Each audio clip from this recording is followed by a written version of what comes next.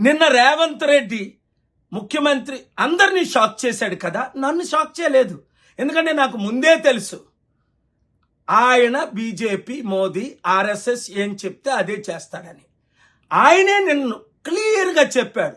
కిషన్ రెడ్డి ఉంటుండగా, గవర్నర్ దత్తాత్రేయ గారు ఉంటుండగా మీటింగ్లో, అయ్యా మేమంతా ఒకటే, నేను బీజేపీలోనే చదువుకున్నాను, తెలుగుదేశం పార్టీలో కాలేజ్ చేశాను, అరే గతి లేక నాకు ఉద్యోగం ఇచ్చాడు కనుక రాహుల్ గాంధీ ఉద్యోగం చేస్తున్నాను, ఎప్పుడైనా బయటకు వచ్చాడు ఖాయం, మీతోనే ఉండడం ఖాయం. అందరూ షాక్ అవుతున్నారు. ఎందుకని తెలుసా? ఆయన మాట ఢిల్లీలో ఎవరు వినడం లేదు. రాహుల్ గాంధీ, సోనియా గాంధీతో అపాయింట్మెంట్ దొరకడం లేదు. కోర్టు కేసులు ఎక్కువైపోయాయి.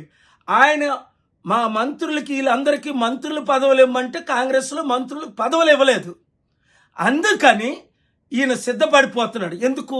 ఎప్పుడైనా నన్ను మోదీయే కాపాడగలరు, ఈడీ నుంచి మళ్ళా హెరాల్డ్ కేసులో నన్ను ఇరికించారు అనుకుంటున్నాడు. కాదు, ఆయనకు తెలుసు ఆయన ఏ తప్పులు చేశాడో, దేవునికి దూరం అయ్యాడో, శాపగ్రస్తుడు అవుతున్నాడో, దేవుని ఉగ్రత వస్తుందో ఎవరూ రక్షించలేరు మారు మనసు పొందితేనే తప్ప.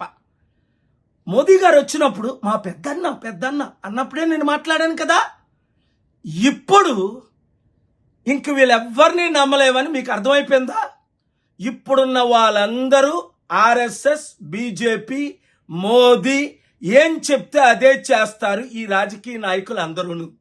కనుక మార్పు రావాలి. ఆ మార్పు మనమే తేవాలి. మీరు నేను కలిసి పనిచేయాలి. ఈ వీడియో అందరికీ బ్రేకింగ్ న్యూస్ పెట్టి షేర్ చేయండి.